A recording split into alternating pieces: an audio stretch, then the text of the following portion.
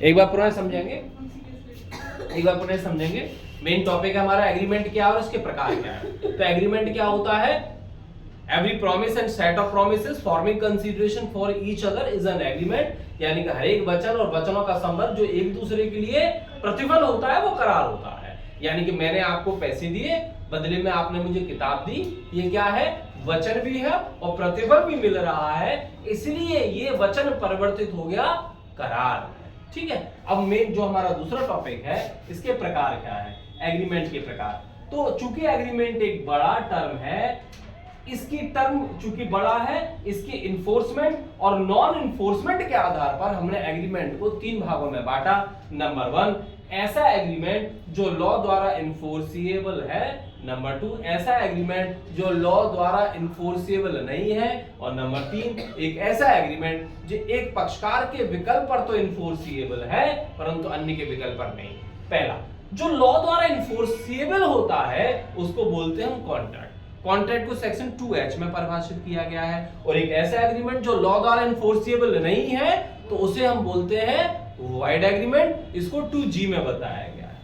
और एक ऐसा एग्रीमेंट जो एक पक्षकार के विकल्प पर तो परिवर्तनीय होता है, अन्य के विकल्प पर नहीं, इसको हम बोलते हैं वॉइडेबल कॉन्ट्रैक्ट। पहले के बारे में हम बात करें, यानी कि ऐसा करार जो विधि द्वारा परिवर्तनीय है, यानी कि संविदा। इसके लिए क्या आवश्यक है? 3-4 कंडीशन आवश्यक होती है। कॉम्पिटेंट पार्टी होनी चाहिए, फ्री कंसेंट होना चाहिए, लॉफुल कंसीडरेशन होना चाहिए, लॉफुल ऑब्जेक्ट होना चाहिए और लॉ द्वारा कहीं भी उसे वॉइड डिक्लेयर नहीं होना चाहिए। सक्षम पक्षकार, स्वतंत्र सहमति और विधिपूर्ण उद्देश्य प्रतिफल और विधि द्वारा कहीं उसे रोका ना गया हो, शून्य घोषित ना किया हो, ये ऐसा हो गया। जैसे सपोज करो मैंने आपको वचन दिया कि मैं आपको ये पेन दे दूंगा 10 रुपए के बदले में, आपने कहा ठीक है सर हम आपको 10 रुपए दे देंगे। अब मैंने आपसे 10 रुपए तो ले लिए परंतु आपको पेन नहीं दे रहा, तो इसकी रेमेडी आप कोर्ट से प्राप्त कर सकते हो। क्यों कोर्ट से प्राप्त कर सकते हो? क्योंकि जो एग्रीमेंट हुआ है मेरे और आपके बीच में ये इन्फोर्सिएबल है। यदि मैं पेन नहीं देता या फिर आपको लैपटॉप देने का वचन किया कि जी आके मुझे 20,000 रुपए दी, मैं आपको लैपटॉप दे दूंगा, मैंने आपको एडवांस के रूप में 10,000 रुपए तो ले लिए पर लैपटॉप नहीं दे रहा, तो अब इसकी रेमेडी आप कोर्ट से प्राप्त कर सकते हो। क्यों? क्योंकि ये एग्रीमेंट इन्फोर्सिएबल बाय लॉ है और ये एग्रीमेंट संविदा का रूप ले चुका है। और संविदा क्या होता है? Which is enforceable by law, agreement which is enforceable by law. तो ये हमारा कॉन्ट्रैक्ट हो गया। इसके साथ हमें मेंशन कौन सा करना पड़ेगा? सेक्शन 10 में ये सारी कंडीशन दे रखी है जब कोई करार संविदा का रूप ले लेता है। हम दूसरे के बारे में बात करें, ऐसा कोई करार जो लॉ द्वारा इन्फोर्सिएबल नहीं है। जैसे सपोज करो मैंने कहा शिवानी से, शिवानी ये लो 10,000 रुपए लो, आज इनका हाथ तोड़ देना।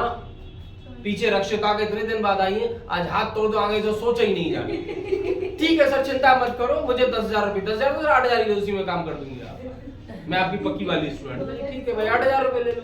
अब 8,000 रुपए ने ले तो लिए, तोड़ा नहीं सर, अब तोड़ा नहीं, रक्षिता से कुछ भी नहीं कहा, कुछ भी ABCD कुछ भी नहीं बोली।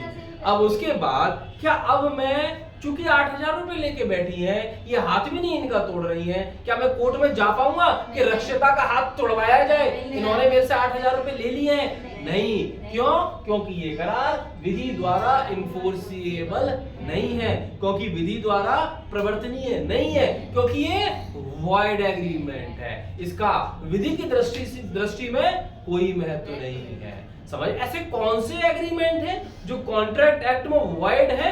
तो सेक्शन 24 से लेकर 30 तक बताए गए हैं। 24 से लेकर 30 तक। जैसे 24 में मैंने जो बताया जिसका कंसीडरेशन या ऑब्जेक्ट अनलॉफुल है, 25 में कोई ऐसा एग्रीमेंट जिसका प्रतिफल नहीं है, 26 में विवाह के विरुद्ध है। तो इस प्रकार से सेक्शन 24 से लेकर 30 तक शून्य करार के बारे में बताया गया।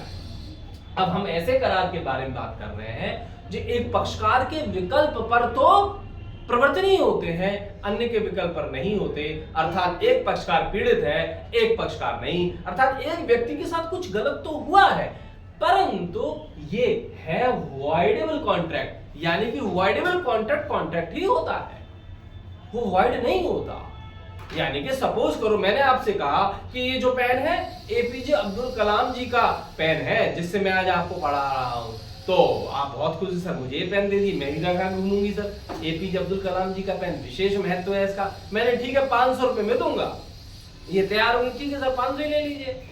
अब मैंने 500 रुपए लेकर के पेन तो दे दिया, पर जब मैंने मालूम पड़ा ये तो कोई है ही नहीं पेन, अब्दुल कलाम जी का पेन है, नहीं है ये, तो मैंने इनके साथ फ्रॉड किया, मैंने इनके साथ गलत किया। तो उस स्थिति में अब इन्होंने सोचा बाहर में जाने दो, कौन लड़ेगा, वैसे ही लॉ के टीचर है, मैं इतनी लॉ कम जानती हूँ, पता पड़ी कोर्ट में मैटर वैसे ही पढ़ता चला गया, चलता चला, कुछ रेमेडी मुझे मिलेगी नहीं। तो इससे बढ़िया ये क्या रही, 500 रुपए मुझे देने के बावजूद भी शांत रही, तो ये वैलिड है, ये कॉन्ट्रैक्ट है। वॉइडेबल का मतलब जब तक हम कोर्ट से कोई रेमेडी प्राप्त नहीं करते हैं तब तक वो वैलिड ही होता है। परंतु उन्होंने कहा नहीं, मेरे साथ तो बहुत गलत हुआ, 20 रुपए का पेन 500 में लगा दिया, हद हो गई, 20 का 40 ले लेते, 30 ले लेते, 500 सीधा 500, मुझे कितने का नुकसान करा दिया, 480 रुपए का। मैं नहीं छोड़ूंगी, चाहे 1000 रुपए मेरे चले जाए। एडवोकेट की फीस देने में भले ही मेरे 5000 रुपए चले आए, परंतु मैं इसका न्याय दूंगी। तो अब कोर्ट में जा रही हैं, इन्होंने कहा कि ऐसा ऐसा किया सर ने, तो अब इनके साथ हुआ था गलत। ये चाहे तो अस्तित्व में रख सकती है, न चाहे तो कोर्ट में जाकर के इसे शून्य करा सकती है। और जैसे ही कोर्ट में जाकर शून्य करा दिया, अब इसका कोई महत्व नहीं है, मुझे इनको 500 रुपए देने पड़ेंगे और इन्हें वो पेन मुझे देना पड़ेगा। तो ये खत्म हो जाएगा इस तरीके से। तो ये हमारा तीसरे प्रकार का हुआ विच इज वॉइडेबल कॉन्ट्रैक्ट, यानी कि सेक्शन 15, 16, 17, 18 जो कोर्शियन, अंडर इन्फ्लुएंस, कपट, मिसरिप्रेजेंटेशन से प्रभावित हो, हिंदी में आपका दुर्व्यपदेशन या फिर प्रपीड़न, दुर्व्यपदेशन, कपट और असम्यक असर से प्रभावित होता है, तो वो वॉइडेबल होता है। ठीक है, तो ये हमारे एग्रीमेंट के काइंड हो गए। समझ में आ गया इतना? Yes sir.